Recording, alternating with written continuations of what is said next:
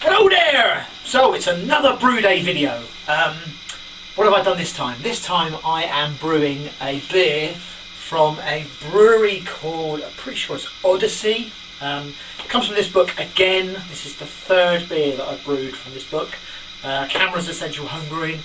Cannot recommend it enough. Got loads of good beers in there, and they're all like commercial beers.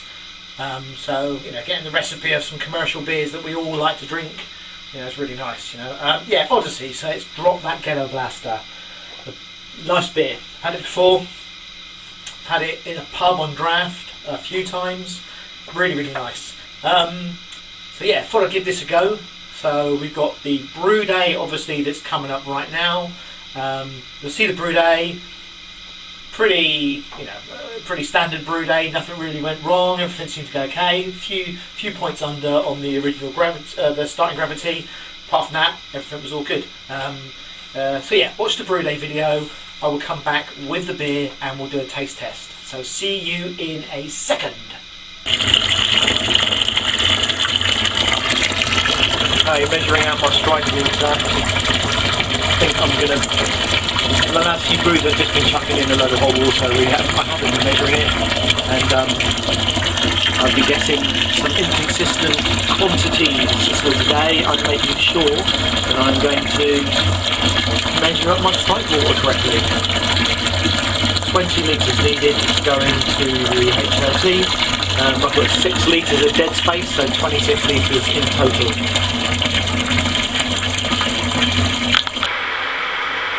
Okay, so the strike water is very nearly almost up to temperature.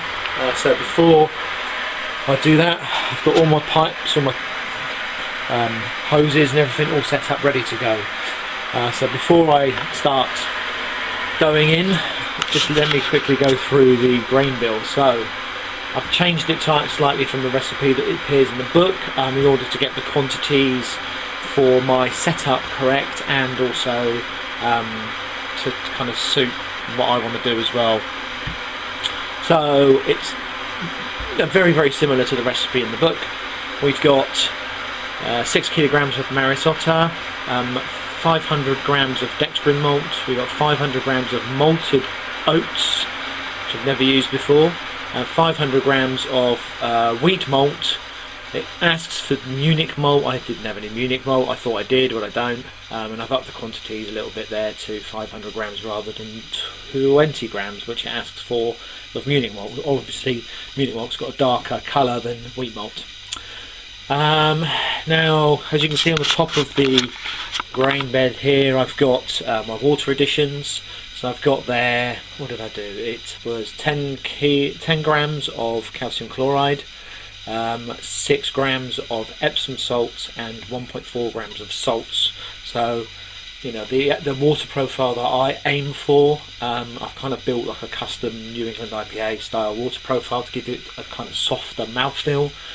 So I always go for a 2:1 calcium chloride to sulfite ratio, hence the quantities that I've got there.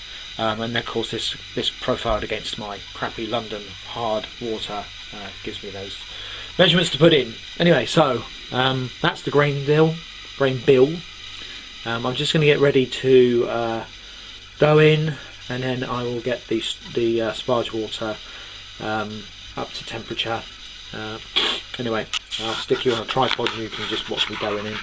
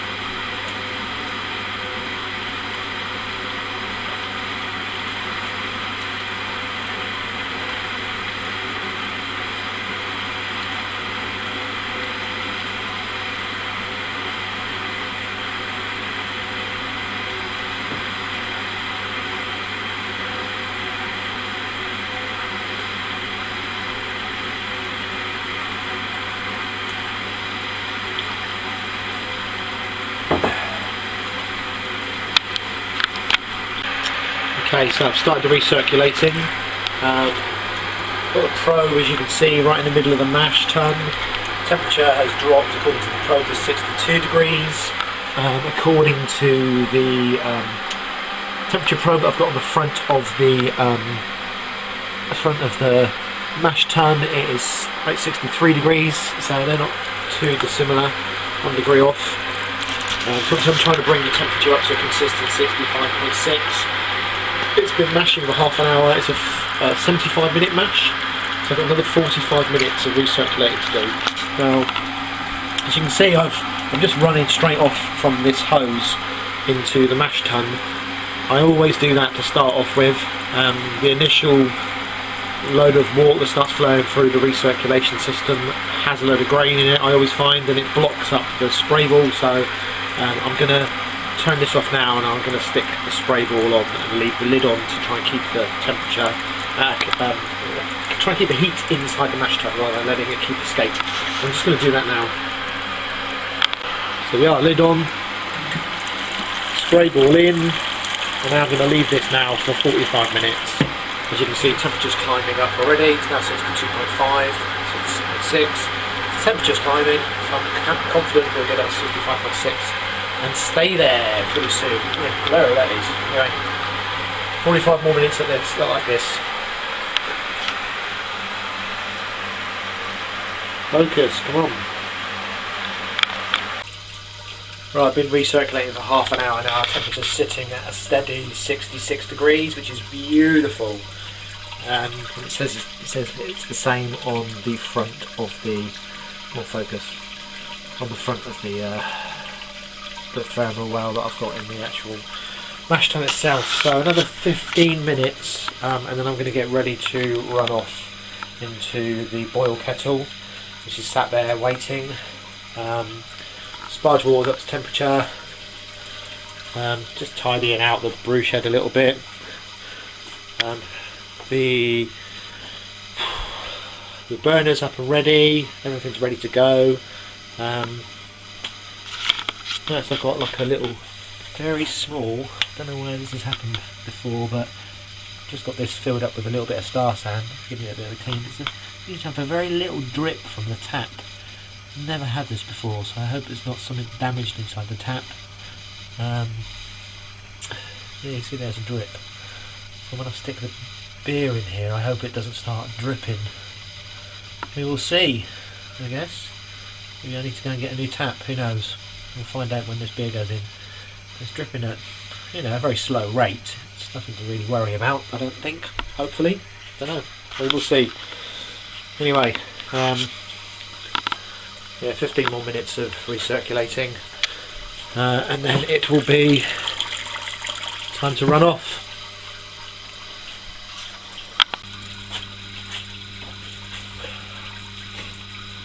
Right, so go into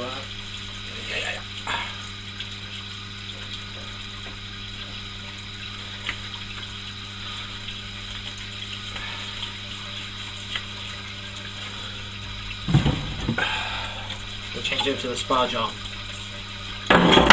So pump off.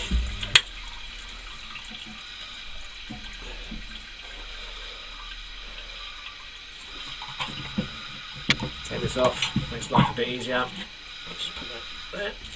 Put that there, it's fine. So I'm going to take this off.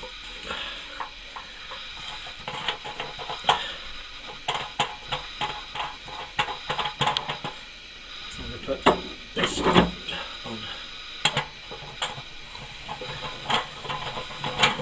The gloves, obviously, to protect my hands from the heat that's been produced by the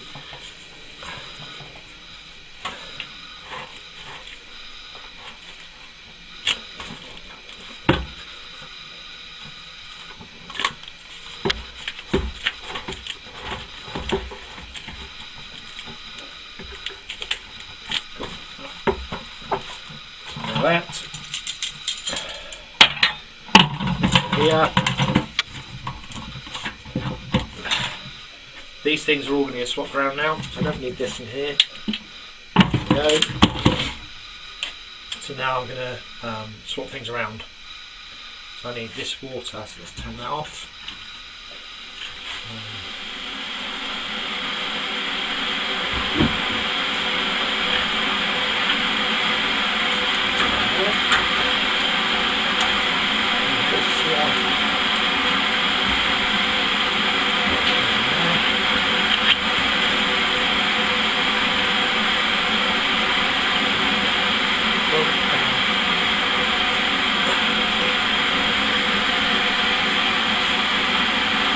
Slow trickle.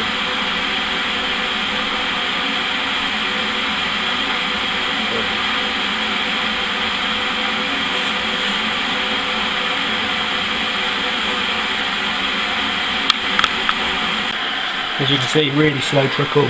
I'm just going to let this run off really slowly, and then when I'm ready I'll start sparging. Yeah, rehooked up all of the pumps. I've got the water going, so water coming from the boil kettle into the pump, and then out of the pump up to the Hermes coil, out of the Hermes coil into the mash tun for sparging. So it'll flush out the Hermes coil, flush out all the pipes with hot water. But yeah, so run off will probably take a little while.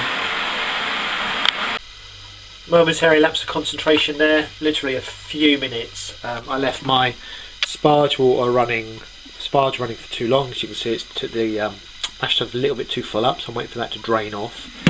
Whilst I was panicking with that, I've set that down and let it sit for a bit, forgetting that the temperature probe was not in the HLT, so I was not keeping my sparge water at the right temperature. It's now gone up to 85 degrees, which is just going to cook the grain. I'm probably going to get some sort of astringent flavour off if I actually let that strike water run through. So I'm going to have to add some cold water to bring the strike water back down to 75 degrees, because I don't want it to really be any hotter than that.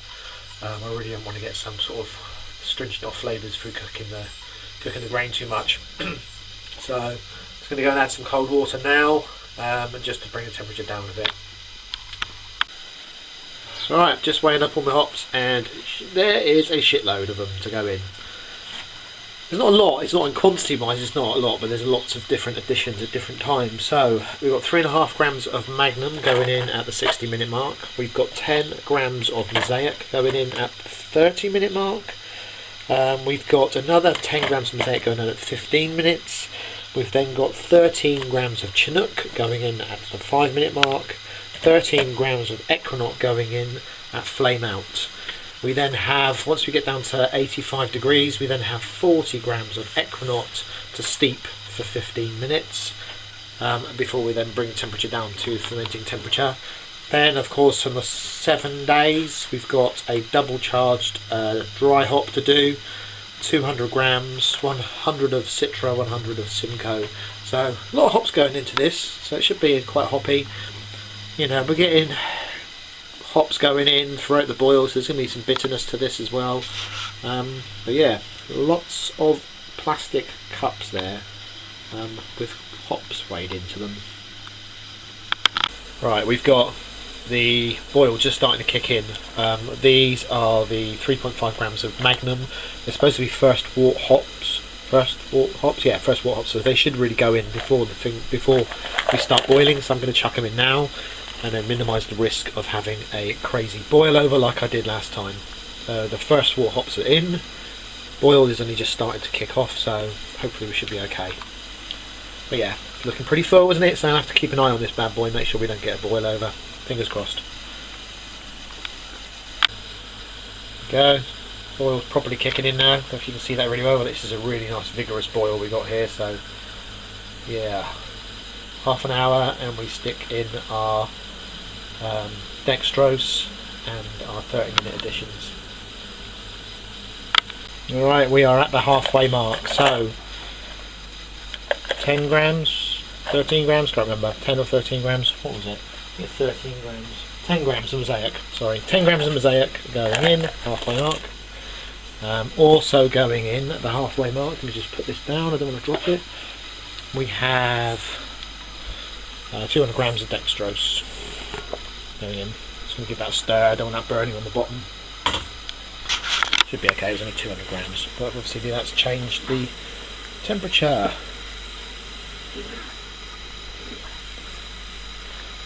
Woo, steamy!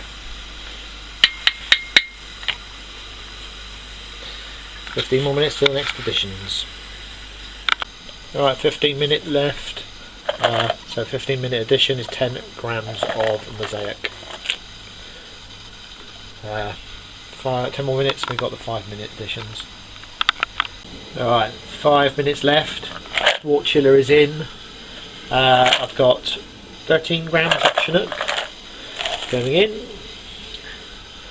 5 more minutes and I'll flame out and add the flame out additions, and then we will start to cool this bad boy. Right, we are now at the 1 hour mark. You can see I've put the thermometer in there so I can see the temperature as it goes down before I get to the whirlpool hops. Anyway, let's turn this off.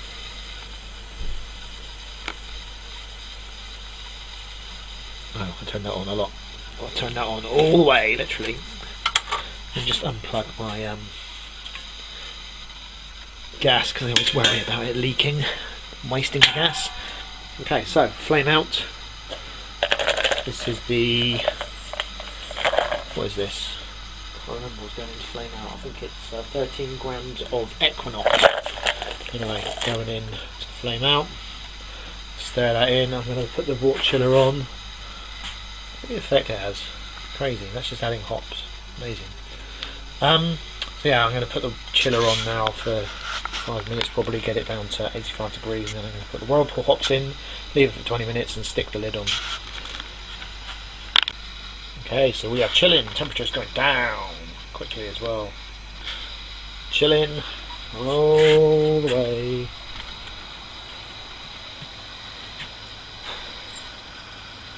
Into the fermenter. Trying to save as much water as I can.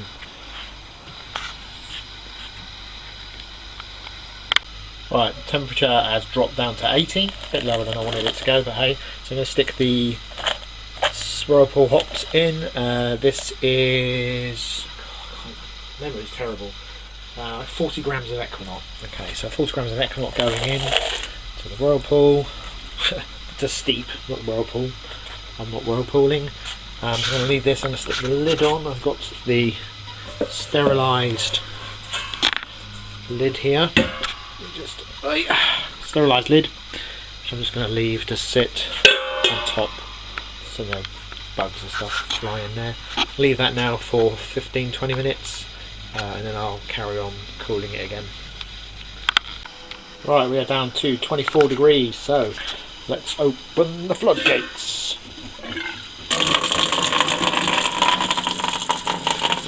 Right, leave this to fill up and then I'll add the yeast.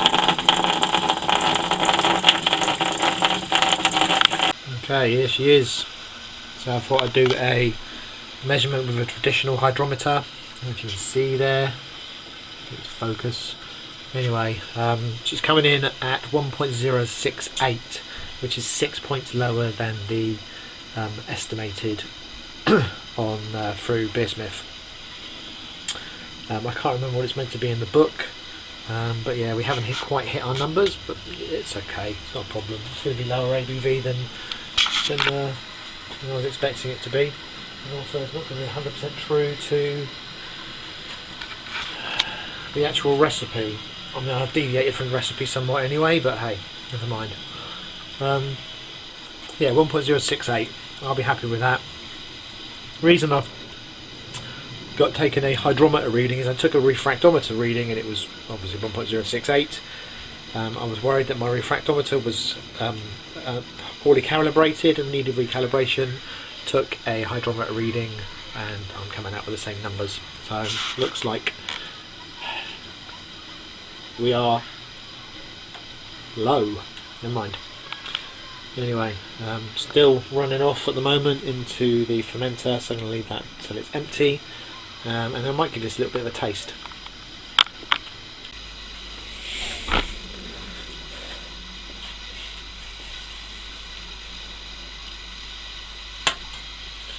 So here she is, a nice, pale looking, let's see if I can stick to this colour, I hope so. So we've got a pale looking Kind of a slight orange tinge to it.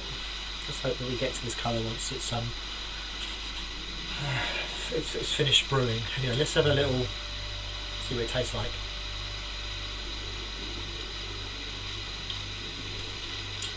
Yeah, there's a bitterness there, but it's not too bad. It's lovely. Nice gentle sweetness to it, obviously because it's not fermented yet. Smells like beer, tastes like beer with the alcohol. Yeah. Nice. Don't normally give that a taste because I kind of feel it's pointless. But it looks beautiful. Let's hope it stays like that. Now, one thing I need to mention about this particular beer is there's some weirdness in the yeast that's being some weirdness with this beer with the yeast that's being added. So the recipe asks for 2 types of yeast. So it asks for Nottingham Ale yeast, or I think it's Nottingham Ale yeast, and a USO5 to bring up particular characters. USO5 to give it a bit more dryness to ferment and to increase the attenuation, and the ale yeast to bring out some esters and some fruitier flavours in the beer. So I haven't got any Nottingham Ale yeast, so I'm using a London Ale 3, which I have had produced a starter for, so I'm going to pour in a minute, and then I've got some USO5 which I'm going to sprinkle over the top. Never done 2 yeasts in one brew. It's a bit of a weird thing to do, but the recipe asks for it, so I'm going to give it a go, see how it comes out. Hopefully, fingers crossed, it all works out okay and we get the taste profile that we're looking for. Anyway, it looks like we've just finished running off into the fermenter, so I'm going to now add yeast. Hey. Cool, so we have a starter here which I've cold crashed and taken all of the wort off, and we just have yeast left at the bottom. Just going to pour this into the London Ale 3 going in. Yep. I'm just going to go and prepare the Cephalio 5. Right, USO5. Sprinkle that in gently.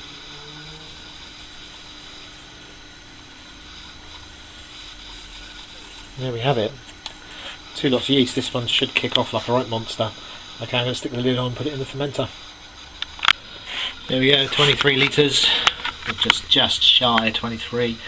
Probably get 20, 21, 20 out of this after the hoppage and the trub and stuff. Maybe 20.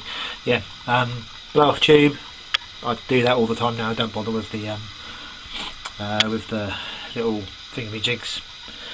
And thankfully, that's just a dirty mark from previous, but this has not dripped so far since I filled it up, thankfully, which is a nice thing because I was a bit worried about that because it kept dripping while it had water with star sand in it.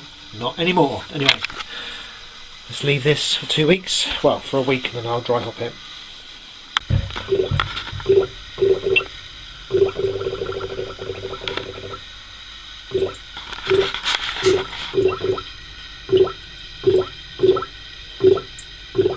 It's going off good and proper. The smell coming from this fermentation fridge is amazing. So fruity. Oh yeah.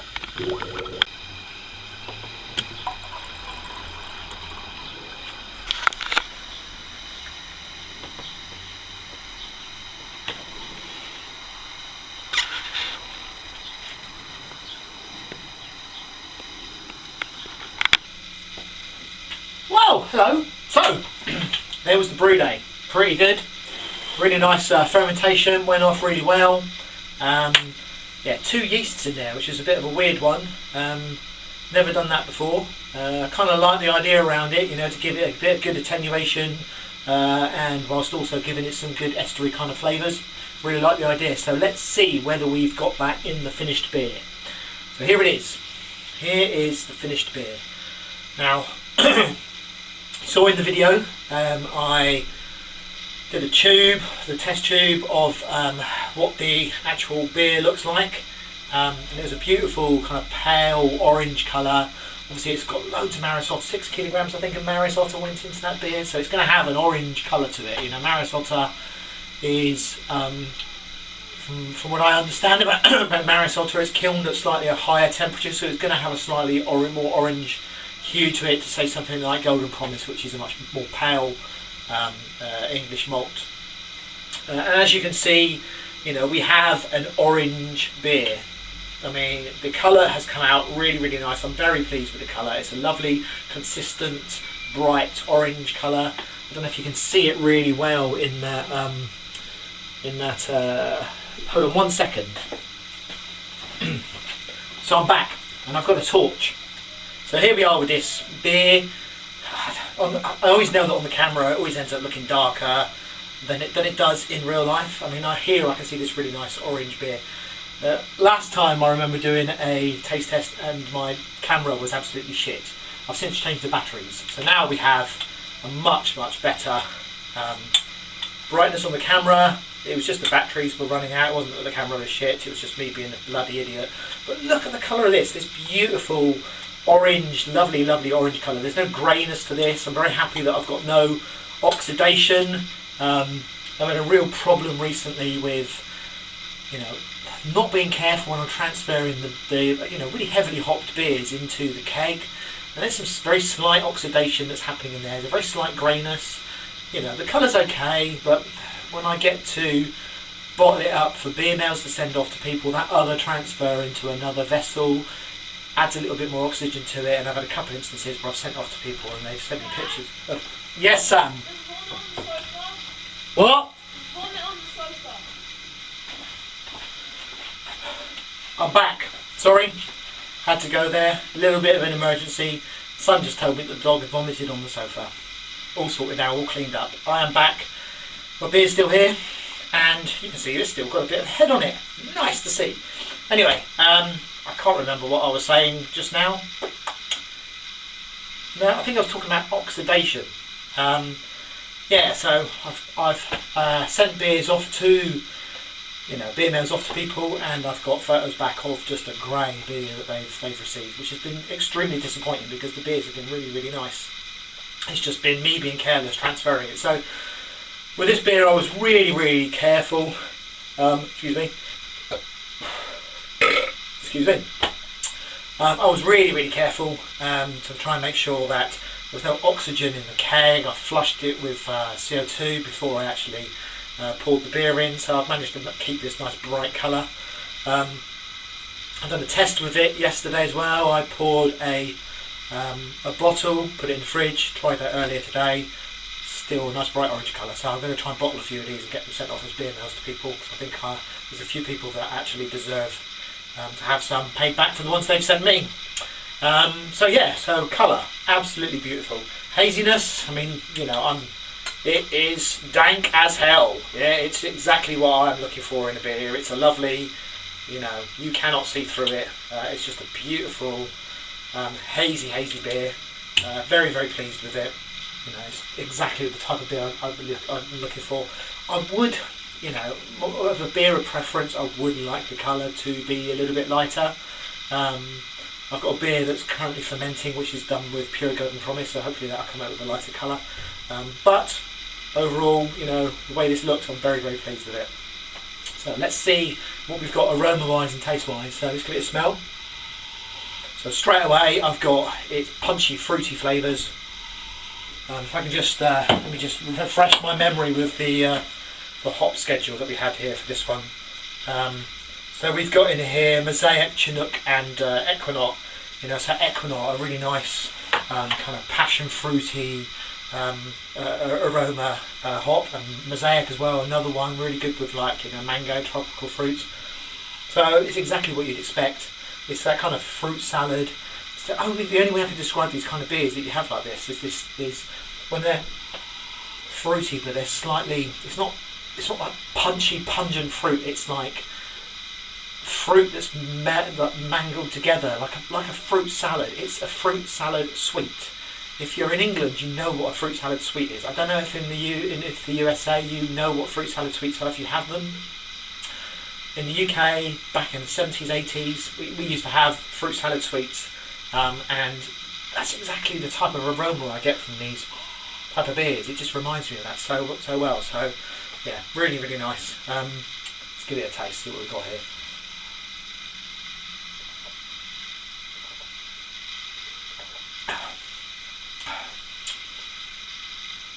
So exactly what you get there. You get a nice punchy, fruity flavour.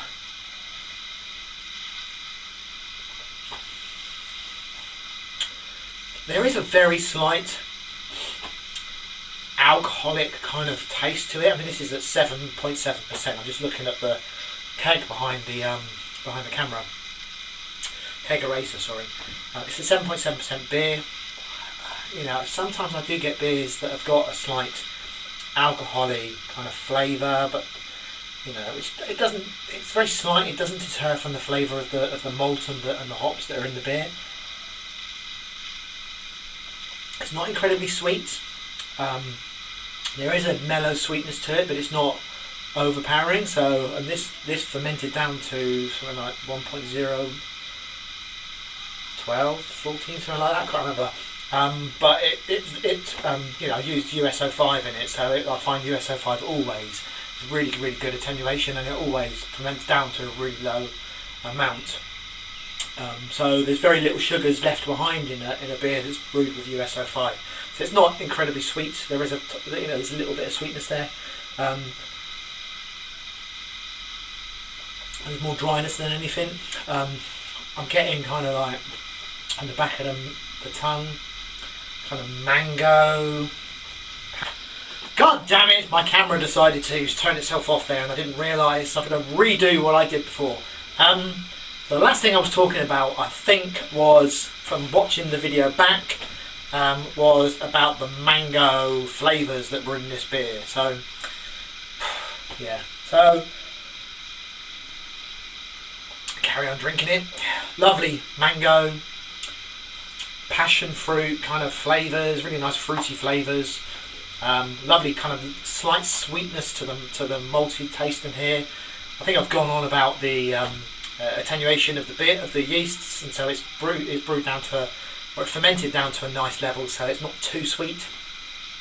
One thing which I waffled on about, and the camera didn't catch, was about the slight alcohol taste which I get in my beer sometimes.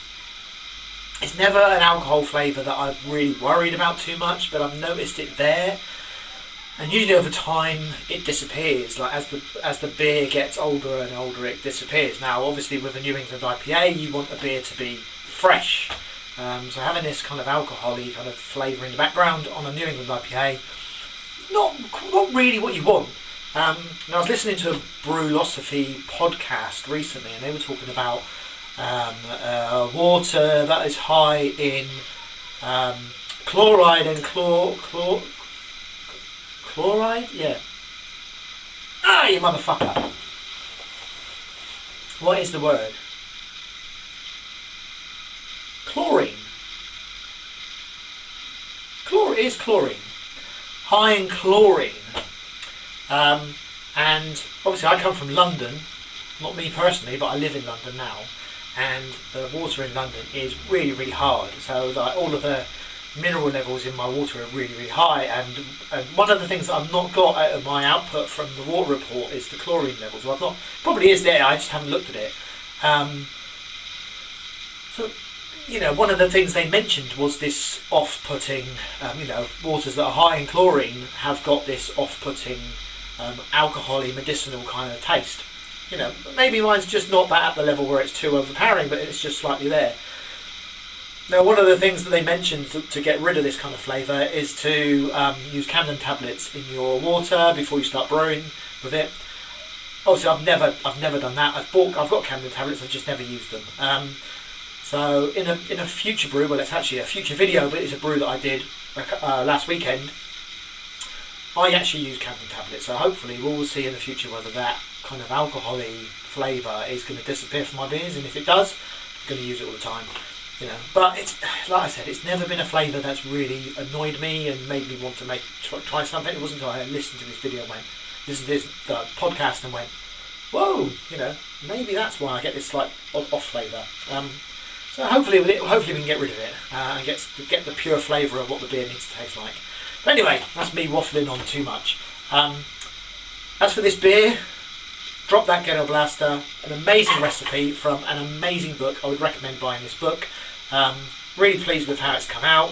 I will, you know, I'm happy with the colour and with the flavour and the fact that it's not oxidised, and I will be bottling this up for some people to send on for beer mails, because I owe a few people some beer mails, so it will definitely be happening.